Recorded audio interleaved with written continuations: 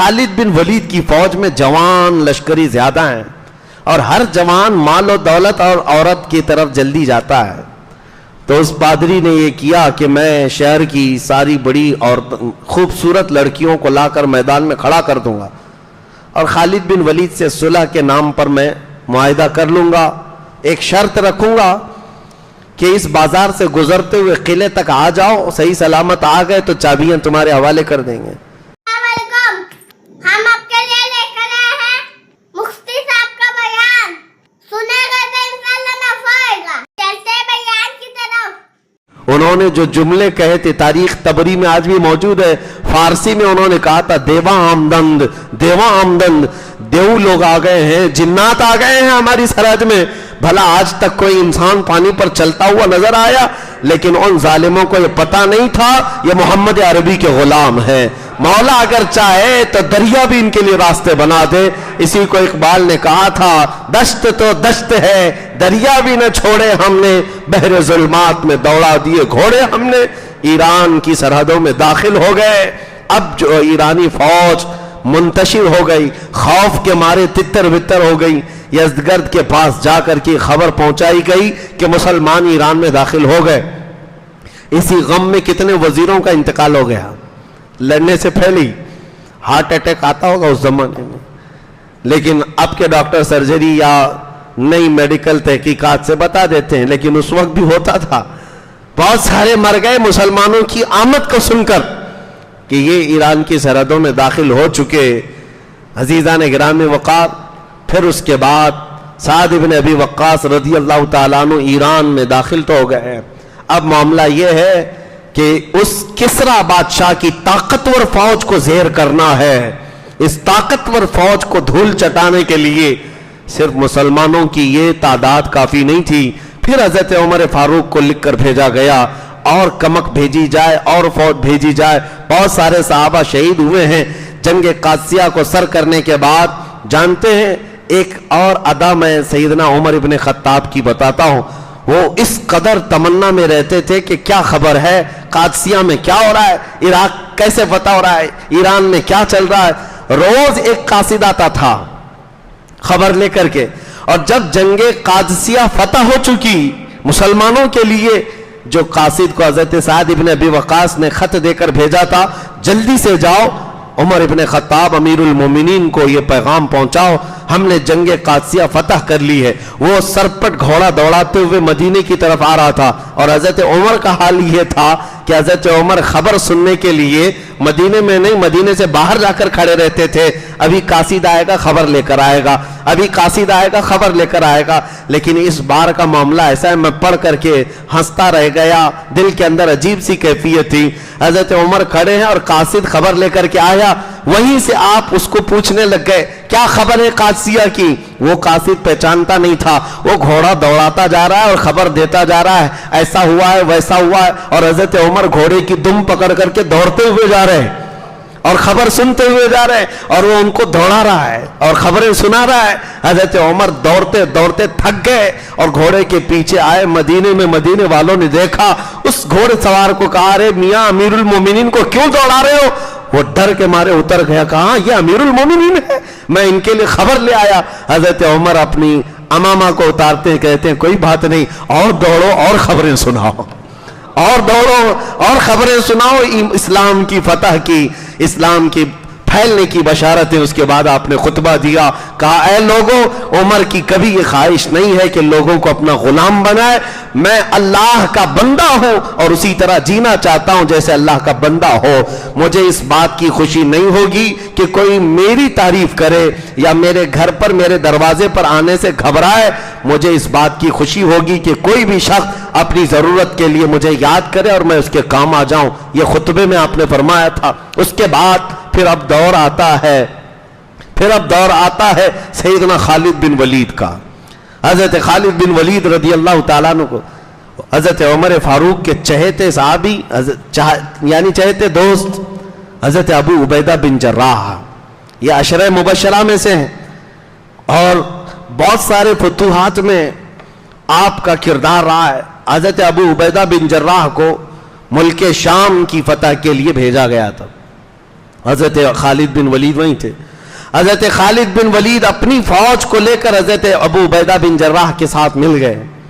اور ہوا یہ حمص میں، یعنی اس وقت کا جو ایک مشہور علاقہ تھا، آج بھی وہ حمص ہی کہلاتا ہے، ملک شام میں عیسائیوں کا مرکز تھا. اور وہاں کے بطریق کو، یعنی بڑا جو پادری تھا اس کے گھر، یا وہاں کا جو بادشاہ تھا، بادشاہ کا جو نائب ہوا کرتا تھا، اس کے گھر بیٹھا ہوا تھا. وہ لوگ شراب پی پی کر کے مستیاں کر رہے تھے، خوشیاں منا رہے تھے. عیسائیوں میں شراب پینے کو ہی سب سے بڑی خوشی سمجھی جاتی ہے. اور اس وقت سب بدمست تھے، رات کا وقت تھا. حضرت خالد بن ولید رضی اللہ تعالیٰ عنہ حمص کے اس قلعے میں داخل ہو گئے، اور یہ شراب کے نشے میں چور تھے، ان کو پتہ ہی نہیں کون شہر میں داخل ہوا. اور حضرت خالد بن ولید جیسے ہی آئے سارا نشہ اتر گیا، جتنی شراب پیتی، جتنا بھنگ پیا تھا سب نکل گیا. اور سب دوڑے دوڑے بد کے ہوئے ادھر ادھر بھاگتے رہے. اور حضرت خالد بن ولید سے نہیں کہا، حضرت ابو عبیدہ بن جراح کے پاس گئے اور کہا کہ ہم صلح کرنا چاہتے ہیں. حضرت ابو عبیدہ بن جراح نے ان سے صلح کر لی. ایک طرف حضرت خالد بن ولید جنگ کرنے آئے تھے، دوسری طرف ابو عبیدہ بن جراح صلح کر رہے تھے. اور اسی اثنا میں دمشق، جو آج بھی راجدھانی ہے ملک شام کی، حضرت خالد بن ولید کا صرف چل کر کے آنا تھا، جنگ کرنا نہیں تھا. ان کو صلح پر مجبور کر دیا، صرف چل کر کے آئے تھے. اور اس کے بعد حضرت ابو عبیدہ بن جراح نے صلح کر لی تو ملک شام کا یہ دمشق علاقہ سب سے پہلے اسلام میں آیا. یہ رومن امپائر کو اب چھیڑ دیا تھا. اس وقت کے سپر پاور، دوسری سپر پاور طاقت روما کو چھیڑ دیا اور دمشق کو حاصل کر لیا. سیدنا خالد بن ولید کی ایک ادا بڑی پسند آتی. ایک اور علاقہ عیسائیوں کا تھا حمص کے بعد، وہاں آپ اپنی جوان لشکریوں کو لے کر پہنچے تھے، فوجیوں کو. عیسائی بڑے مکار اس وقت بھی ہیلے کرتے تھے اور کسی نہ کسی طرح حربے سے گمراہ کرنے کی کوشش کرتے. انہوں نے دیکھا دمشق ہمارے ہاتھ سے گیا ہے، حمص چلا گیا ہے. اور جس علاقے میں حضرت خالد بن ولید آئے وہاں عیسائیوں کا ایک مضبوط قلعہ تھا، اور شہر کے اطراف قلعہ بنایا جاتا تھا. قلعہ کیسے ہوتا تھا؟ پوری دیواریں بنا دی جاتی تھی شہر کے اطراف، بڑی بڑی دیواریں، اور ان دیواروں کے اندر پورا شہر آباد ہوتا تھا. کبھی آپ اجمیر شریف جاتے ہیں تو بڑے بڑے دروازے دیکھتے ہوں گے، جو اس زمانے کے سرحدیں ہوا کرتی تھی شہر کی، اور کوئی بھی داخل ہوتا تو اس دروازے کے اندر سے ہی جانا ہوتا. اس طرح قلعے کے اندر بند ہو جاتے تھے، جنگیں اسی طرح لڑی جاتی تھی. تو ان عیسائیوں نے سارے دروازے بند کر لیے اور قلعے کے اندر بیٹھ گئے، کیونکہ ان کو پتہ چل گیا خالد بن ولید اپنا لشکر لے کر آ رہے ہیں. لڑنا تو تھا نہیں. یہ محاصرہ 40 دن تک چلا، یعنی حضرت خالد بن ولید پیچھے ہٹنے والے تو نہیں تھے. پورے فوج کو لے کر کے انہوں نے بھی پڑاؤ ڈال لیا کہ ہم بھی یہیں رہیں گے، تم جب تک باہر نہیں آؤ گے ہم بھی باہر ہی بیٹھے رہیں گے. اب یہ چاروں طرف سے جو مسلمان بیٹھے ہوئے تھے اتنے دنوں تک، عیسائیوں کا جو پادری اندر تھا اس نے مشورہ کیا ان کے ساتھ جنگ نہیں لڑ سکیں گے، ہم لڑنا مشکل ہے، ان کو میں ایک دوسرے طریقے سے زیر کر سکتا ہوں. کیا ہے؟ خالد بن ولید کی فوج میں جوان لشکری زیادہ ہیں، اور ہر جوان مال و دولت اور عورت کی طرف جلدی جاتا ہے. تو اس پادری نے یہ کیا کہ میں شہر کی ساری بڑی اور خوبصورت لڑکیوں کو لا کر میدان میں کھڑا کر دوں گا، اور خالد بن ولید سے صلح کے نام پر میں معاہدہ کر لوں گا. ایک شرط رکھوں گا کہ اس بازار سے گزرتے ہوئے قلعے تک آ جاؤ، صحیح سلامت آ گئے تو چابیاں تمہارے حوالے کر دیں گے. لیکن خالد بن ولید کو انہوں نے بتایا نہیں.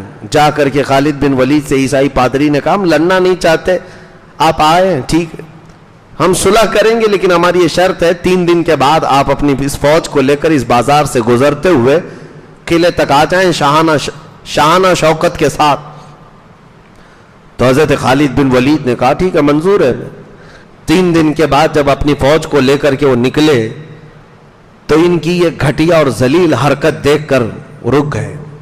ان عیسائیوں نے کیا کیا تھا؟ پورے بازار میں ننگی لڑکیاں کھڑی کی، آدھے لباس میں، برہنہ لباس میں، اور دولت سے مزر کے جو انبار بچھا دیے ہیں سڑکوں پر. ظاہر سی بات ہے یہ نوجوان لشکریوں کو لوٹنے کے لیے. آج بھی فوج میں بہت برائیاں رہتی ہیں، महीनों से फौज दूर रहती है घरों से तो उनके अंदर नफसानी ख्वाहिशात आ जाती हैं। ये सोच करके कभी भी फौज को तोड़ने के लिए इस तरह की हरकतें हमेशा की जाती रही, ईसाइयों की तरफ से होती रही। इनको नफसानी ख्वाहिशात में मगलूब किया जा सकता है। अब जैसे ही हज़रत खालिद बिन वलीद की नजर पड़ी, अल्लाह अकबर, कमाल इस्तिकामत है। इस्तिकामत अल्लाह ने कैसे दी, आप खड़े हो गए और ऐसी तकरीर की थी, वो आज भी महफूज है। अपने नौजवान सिपाहियों से कहा, आज तुम्हारे इम्तिहान का वक्त है, अगर तुम्हारा कदम डगमगा गया तो कयामत तक आने वाली नस्लें तुमको बुराई से याद करेंगी, तुम पर लानत भेजी जाएगी, और अगर तुम्हारा कदम सही सलामत रहा तो कयामत तक आने वाले तुम पर रहमतों के फूल बरसाएंगे, खुशियों से याद किए जाएंगे। वो जवानों ने पूछा, हमें क्या करना है? खालिद बिन वलीद ने कहा, बस सुन्नत मुस्तफ़ा पर अमल करना है। मैंने रसूलुल्लाह को देखा है कि जब मेरे आका मदीने के बाजार में गुजरते थे तो आंखें नीची कर चलते थे, हुजूर की निगाहें नीची होती। बस तुम इस सुन्नत पर अमल करके जाओ ऐ नौजवानों। इसीलिए मेरे आका ने फरमाया, नज़रतु सहमुम मिन सिहाम शैतान, नजर जो है शैतान के तीरों में से एक तीर है। सबसे पहले तुम्हारी नजर धोखा खाती है। तुम अजनबी औरतों के ऊपर नजर डालते हो या जो नाजायज है उसकी तरफ नजर ही डालते हो, यहां से तुम्हारा पूरा जिस्म बदल जाता है। नजरें तुम्हारे दिल के अंदर हरकतें पैदा करती हैं, फिर ये काम नजरें तुम्हें जिना तक ले जाती हैं। अल्लायाज़ु बिल्लाह, नजर से बचना बहुत जरूरी। हजरत खालिद बिन वलीद की इस तकरीर के बाद वो सारे नौजवान सिपाही जानते हो कैसे चलते हुए जा रहे थे। आज भी हमने फौजियों के परेड देखे हैं, ये आज भी फौजी चलते हुए देखे हैं। ये जिस तरह से चलते हैं उनकी अपनी चाल होती है फौजियों की, लेकिन खालिद बिन वलीद के लश्कर की चाल ही अलग थी। रिवायत करने वाले बताते हैं वो ऐसे चल रहे थे, अगर उनके सरों पर अंडा भी रख दिया जाता तो नहीं गिरता। इस तरह से साकित तो जामिद सीधे सीधे चले गए। बाजार में खड़ी हुई बहना औरतें उनको अपनी तरफ बुलाती रह गई, दामे फरेब में फंसाने के लिए हरबे करती रही। एक जवान ने भी नजर उठाकर देखा हो? किसी ने नहीं देखा। पूरा बाजार सर कर लिया और किले के फाटक तक पहुंच गए। इधर ये ईसाई बदमाश शराब पी रहे थे और सोच रहे थे ये बहक गए होंगे, भटक गए होंगे और इस फितने में वो मुब्तला हो गए होंगे और हमारी फौज इनका मुकाबला कर सकेगी जब ये अय्याश हो जाएंगे। लेकिन सबको सही सलामत किले के फाटक पर पहुंचे हुए देखा। ईसाई पादरी हक्का बक्का रह गया, चाबियां लाया और खालिद बिन वलीद के हाथ में दे दिया, कहा ले लो ये तुम्हारी हैं, आप इस किले के मालिक हैं, लेकिन आप किले का दरवाजा खोलने से पहले मुझे भी इस्लाम में दाखिल कर लो। खालिद बिन वलीद से उस ईसाई पादरी ने कहा, मुझे हैरत होती है तुमने जो जमात जमा की है ये इंसानों की है या फरिश्तों की है? इनके दिलों के अंदर ख्वाहिशात हैं या नहीं, इनके अंदर नफ्स है या नहीं? हजरत खालिद बिन वलीद ने कुछ नहीं कहा। तस्वुर में यही कहा होगा, आपने फरमाया हजरत खालिद बिन वलीद ने, ऐ नादान ईसाई, तू उन आंखों को खरीदने की कोशिश कर रहा है जो उसमें पहले से जमाले मुस्तफा बसाओ। हुजूर अकरम सल्लल्लाहु ताला अलैहि वसल्लम को जिन आंखों ने देखा हो उनके सामने भला दुनिया का हुस्न क्या माने रखता है। हाँ, कौन नजरों पे चढ़े देख के तलवा तेरा। आला हजरत ने सच कहा है, या रसूल अल्लाह सल्लल्लाहु ताला अलैहि वसल्लम, तेरे कदमों में जो है गैर का मुंह क्या देखे। हुजूर के कदमों में जो है वो गैर का मुंह क्या देखे, कौन नजरों में जचे देख के तलवा तेरा। या रसूल अल्लाह, तलवे का हाल ये है कि आपका तलवा देख लूं तो किसी का चेहरा अच्छा ना लगे।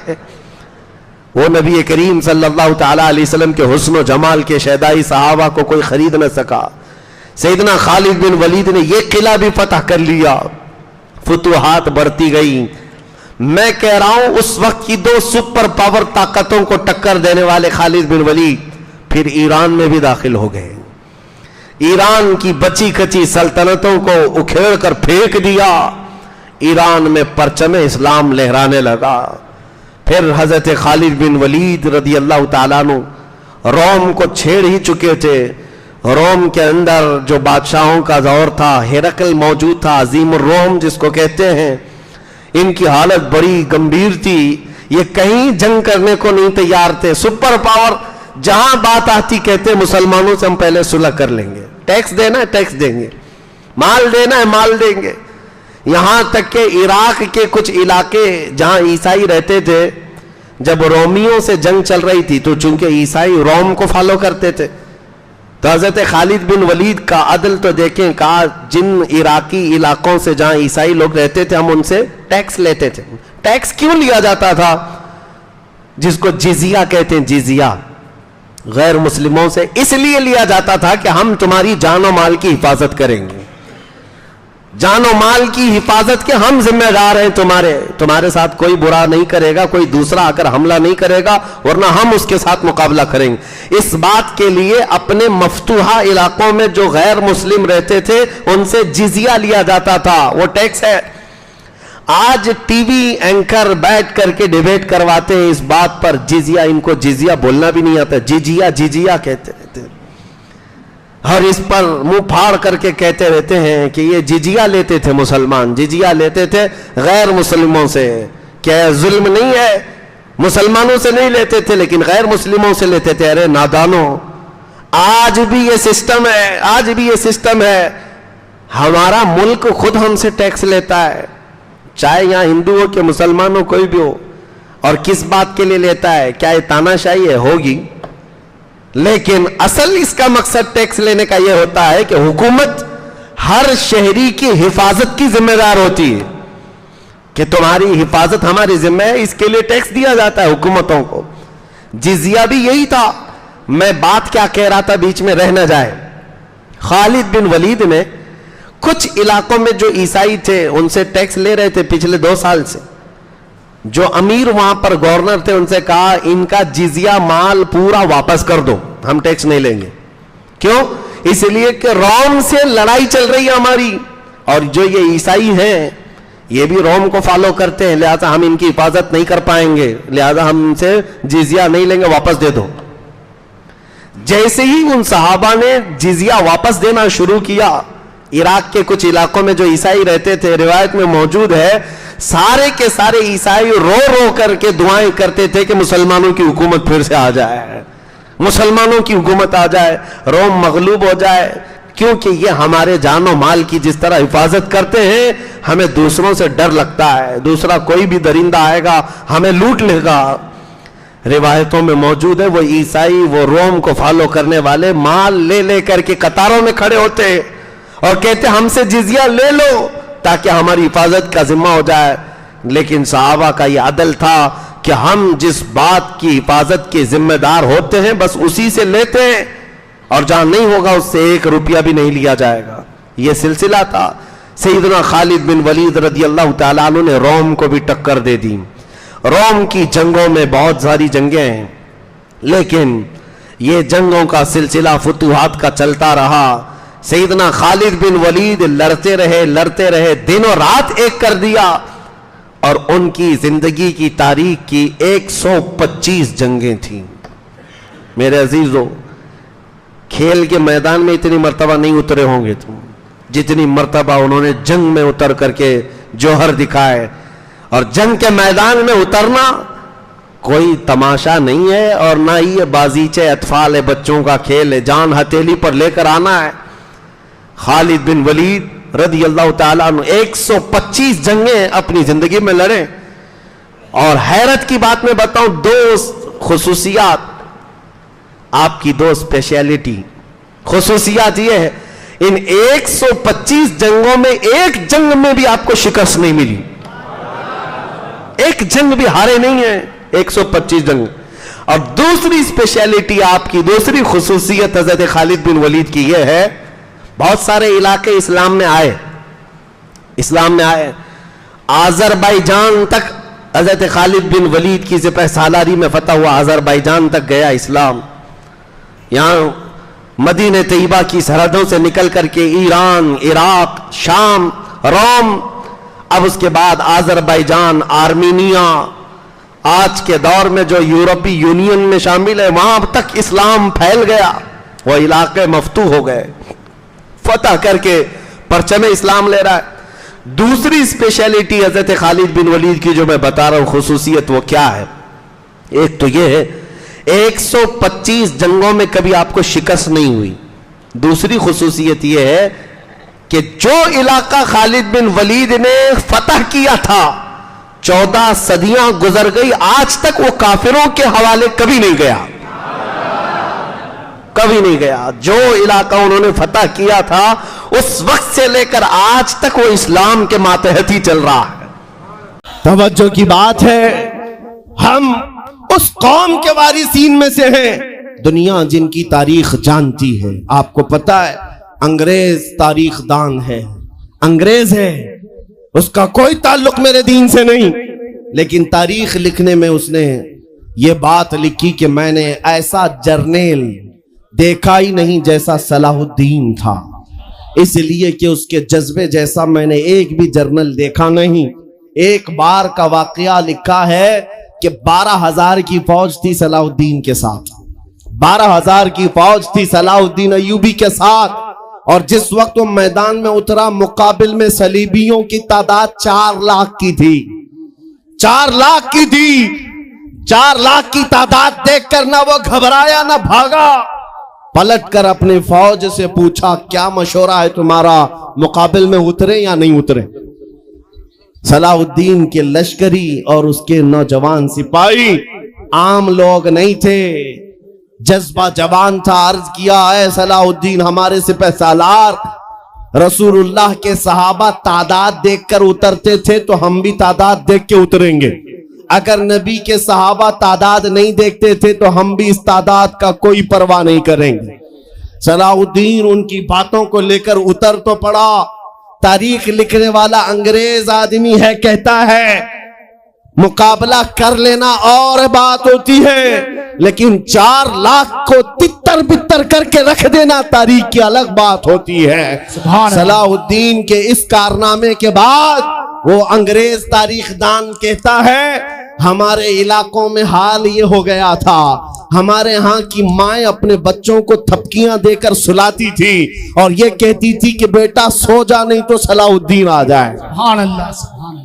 یہ میں اس لیے باتیں عرض کر رہا ہوں کہ صلاح الدین ایوبی کی طاقت وہ ان کی اپنی باڈی کی طاقت نہیں تھی, وہ نہ ہی کسی جگہ سے ورزش کر کے حاصل کی ہوئی طاقت تھی. صلاح الدین کی طاقت عشق مصطفیٰ کی وجہ سے تھی, وہ محبت رسول کا پیکر تھا.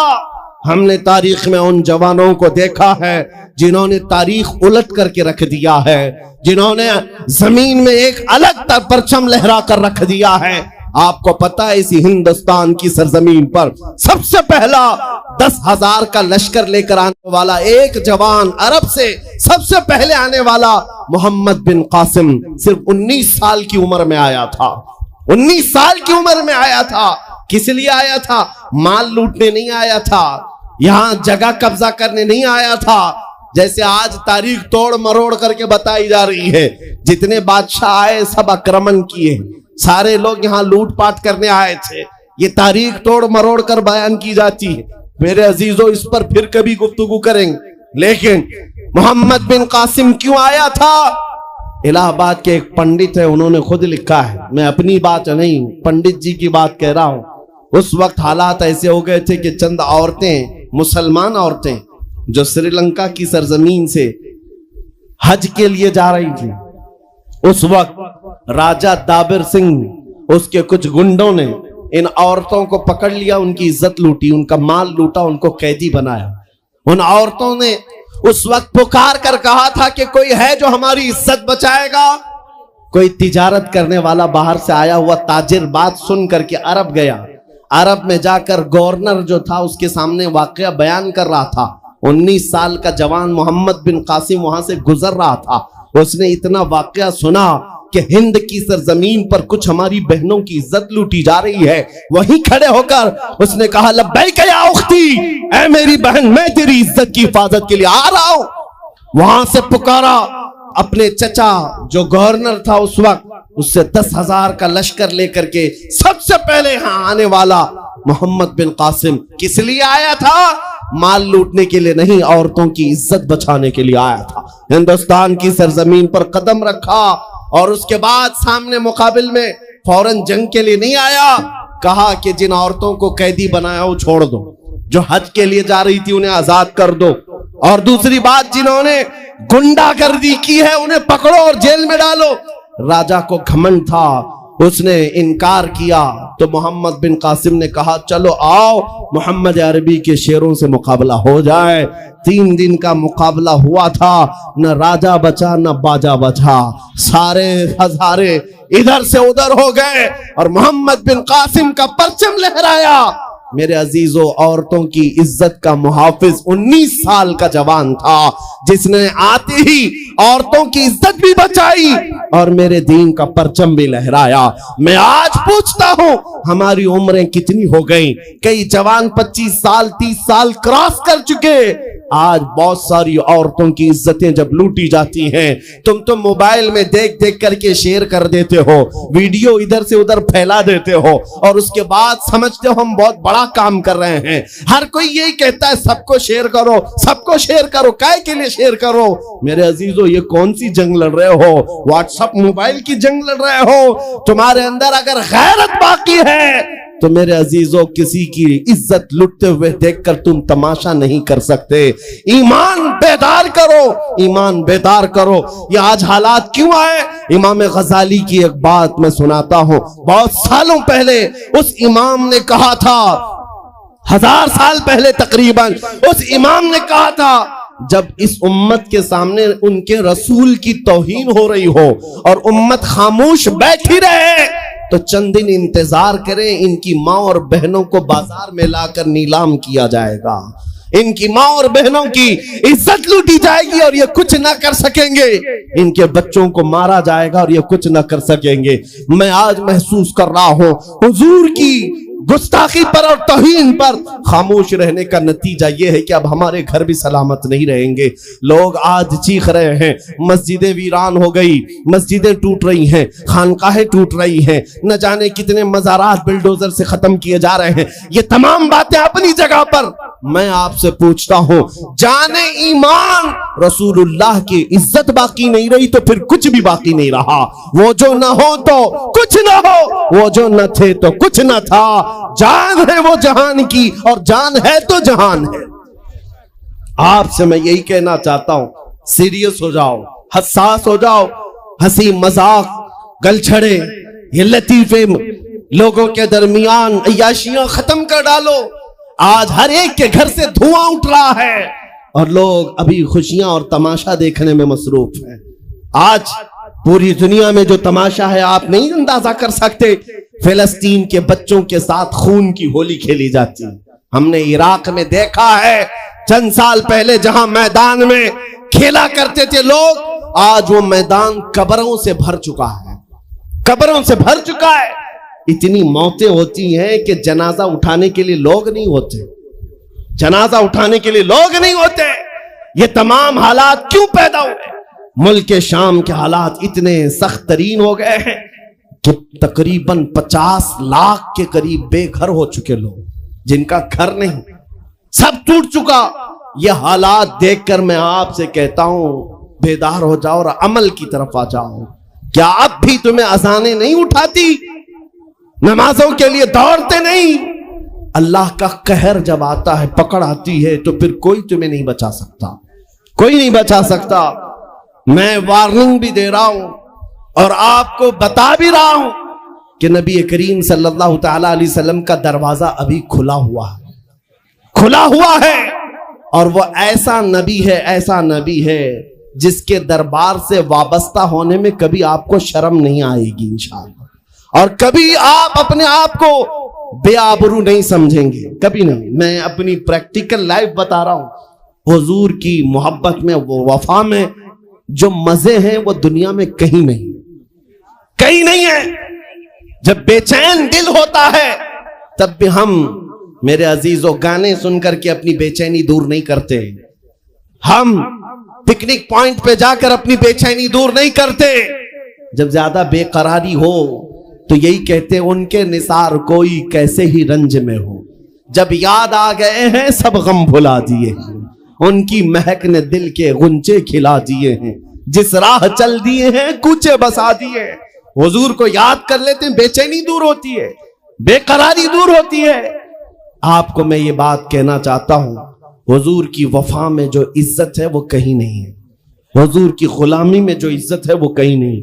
آج آپ کے درمیان میں یہاں آیا ہوں، فتح پور سیکری پہلی مرتبہ، لیکن تمہارا جوش و جذبہ میرے عزیزوں، رات کے 12 بجے کے بعد مجھ جیسے ایک ادنا طالب علم کے استقبال کے لیے اگر اتنا مجمع کھڑا ہے، جو کھڑا ہے، جس کو جگہ نہیں وہ بھی، جس کو جگہ ہے وہ بھی، کیوں کوئی بڑے پارٹی کا نیتا آیا ہے؟ کیا کسی گورنمنٹ کا عہدیدار آیا ہے؟ نہیں، سب کو یہاں پتا ہے کوئی نیتا نہیں آیا، حضور کا ایک غلام آیا۔ ہماری آج جو عزت ہے وہ صرف اسی لیے ہے، جب تک بکے نہ تھے تو کوئی پوچھتا نہ تھا۔ یا رسول اللہ، تم نے خرید کر ہمیں انمول کر دیا، جب تک کہ مدینے سے اشارے نہیں ہوتے روشن میری قسمت کے ستارے نہیں ہوتے۔ اس لیے آپ سے بھی کہتا ہوں، بے دام ہی بک جائیے بازار نبی میں، بے دام ہی بک جائیے بازار نبی میں، ارے اس شان کے سودے میں خسارے نہیں ہوتے۔ نعرے تکبیر، لبیک لبیک لبیک یا رسول اللہ، لبیک لبیک لبیک یا رسول اللہ۔ تاجدار ختم نبوت، تاجدار ختم نبوت۔ میں اپنی گفتگو کو سمیٹتے ہوئے بات عرض کرتا ہوں، تمہاری یقین کو بڑھانے کے لیے کہتا ہوں، آج بھی تمہیں پتا ہونا چاہیے ہمارے درد کو کوئی سمجھنے والا ہے تو آمنہ کا لال ہے، وہ مکین گنبد خضرا ہے، جو بے کسوں کا کس، جو بے سہاروں کا سہارا۔ اس رسول پاک کی عادت ہی یہ ہے، آتا ہے فقیروں پہ انہیں پیار کچھ ایسا، خود بھیک دیں اور خود کہیں منگتے کا بھلا ہو۔ آپ کو میں یہ بات بار بار اس لیے کہہ رہا ہوں کہ تم یہ مانگنا چھوڑ دو، لوگوں کے ہاں ہاتھ پھیلانا چھوڑ دو، ان کی نوکری چاکری کرنا چھوڑ دو۔ میرے مرشد تاج الشریعہ فرمایا کرتے، بلہوس سن سیمو زر کی بندگی اچھی نہیں، بلہوس سن سیمو زر کی بندگی اچھی نہیں، ان کے در کی بھیک اچھی، سروری اچھی نہیں۔ دنیا میں کہیں عزت نہیں پاؤ گے جو میرے نبی کی غلامی میں پاؤ گے، اس لیے کہ ہم نے حضور سے وابستہ ہونے والوں کو دیکھا ہے، وہ بلال حبشی حبشہ کے رہنے والے تھے، اگرچہ رنگ کالا تھا، لیکن جب میرے آقا کی غلامی میں آئے تو میرے آقا نے انہیں کعبے کی چھت پر چڑھا دیا، اور کعبے کی چھت پر سے اذان دے کر بلال نے یہ لوگوں کو بتا دیا، اے لوگوں مجھے دیکھو، رنگ سے عزت نہیں، مصطفیٰ کے قدموں سے عزت ہے۔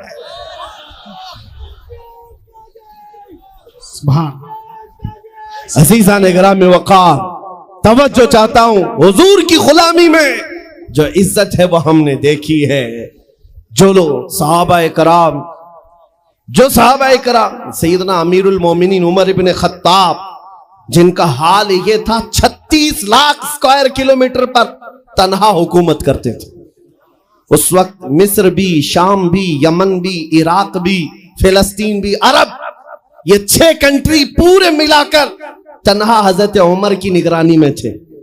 اور ایسی نگرانی نہیں کہ یہاں بیٹھ کر کے بڑی بڑی میٹنگیں کر رہے ہوں اور غریب خستہ حال سو رہے ہوں۔ اس خلیفہ اسلام کا حال یہ تھا، وہ مدینے میں بیٹھ کر خلافت کر رہا تھا، اور بڑی دور ایک عورت اپنی بیٹی سے کہہ رہی ہے کہ آج تھوڑا دودھ میں پانی ملا لے۔ بیٹی کہتی نہیں، خلیفہ عمر بن خطاب کی خلافت ہے، عمر ابن خطاب کی خلافت ہے۔ گھروں میں تک عمر ابن خطاب کی نگرانی تھی۔ یہ کون عمر ابن خطاب رضی اللہ تعالیٰ عنہ، جنہوں نے لوگوں کا خون چوس کر کے حکومت کی کرسی نہیں بٹھائی۔ اور دوسری بات یہ بھی کہ وہ عمر سادہ زندگی گزارنے والے، ان کی سیکورٹی بھی ایسی نہیں تھی کہ رولز رائز لگی ہوئی ہوں، کالی گاڑیاں آگے پیچھے گھومتی ہوں۔ میرے عزیزوں، اس عمر ابن خطاب کی بات کر رہا ہوں जब बैतुल मुकद्दस फतह हो गया तो वहां से हजरत अबू उबैदा बिन जर्राह ने खत लिख करके भेजा कि लोगों की ख्वाहिश है उमर इब्न खत्ताब आप तशरीफ लाएं, बैतुल मुकद्दस की चाबी आपके हाथ में दी जाएगी, आप तशरीफ लाएं। तो उमर इब्न खत्ताब रज़ी अल्लाह ताला अन्हु मदीने से चल पड़े अपना एक गुलाम लेकर के। लेकिन गुलाम और खुद होने के बाद एक ही घोड़ा था। तय ये कर लिया गुलाम के साथ कि 1 मील मैं बैठूंगा तू चलेगा और दूसरे मील तू बैठेगा मैं चलूंगा। ये शान उमर इब्न खत्ताब रज़ी अल्लाह ताला अन्हु की। मैं क्यों कह रहा हूं अभी बताता हूं। और इस तरह से सफर कटता रहा। 1 मील खुद बैठते, 1 मील गुलाम बैठता था, क्योंकि उनके अदल के सामने किसी की नहीं चलती। फिर जब इत्तेफाक ऐसा है बैतुल मुकद्दस करीब आया, लोग सब देखने के लिए बाहर आए, लेकिन घोड़े पर बैठने की बारी गुलाम की थी और आपकी चलने की थी। बारी बारी है, गुलाम बैठा हुआ आ रहा है और खलीफा वक्त रस्सी पकड़ा हुआ आ रहा है। लोग दौड़े दौड़े आए, फिलिस्तीन के अमीरुल मोमिनीन कहकर नारा लगा रहे थे। तो जो मौजूद सहाबा थे उन्होंने बताया ये घोड़े पर बैठा हुआ अमीरुल मोमिनीन नहीं है, ये घोड़े की रस्सी पकड़कर जो आ रहा है वो अमीरुल मोमिनीन है। ईसाइयों ने पहली मर्तबा देख करके पूछा था, ए मुसलमानों क्या तुम्हारा बादशाह ऐसा भी होता है? उस वक्त सहाबा ने कहा पहली बात तो हमारे यहां बादशाह होता ही नहीं, बादशाह नहीं होता। और उनकी ये जिंदगी मैं इसलिए बता रहा हूं। फिर ईसाइयों ने कहा अगर ये घोड़े की रस्सी पकड़कर चलता है तो इसके डर से कैसर और किसरा क्यों कांप रहे हैं? इसके डर से पूरा ईरान, पूरा रोम कांप रहा है। आखिर कौन सी ताकत है इस उमर के अंदर? ये तो रस्सी पकड़कर घोड़े लेकर चल रहा है। तब जानते हो मेरे अजीजों, उमर इब्न खत्ताब रज़ी अल्लाह ताला अन्हु ने लोगों को जमा करके बताया, ऐ लोगों सुनो, मेरी हैसियत सिर्फ इतनी थी, मैं खत्ताब का बेटा उमर, बचपन में 2 बकरियां मुझसे नहीं संभाली जाती और मेरे बाप मुझे हर दिन मारते थे, बकरियां नहीं संभालनी आती।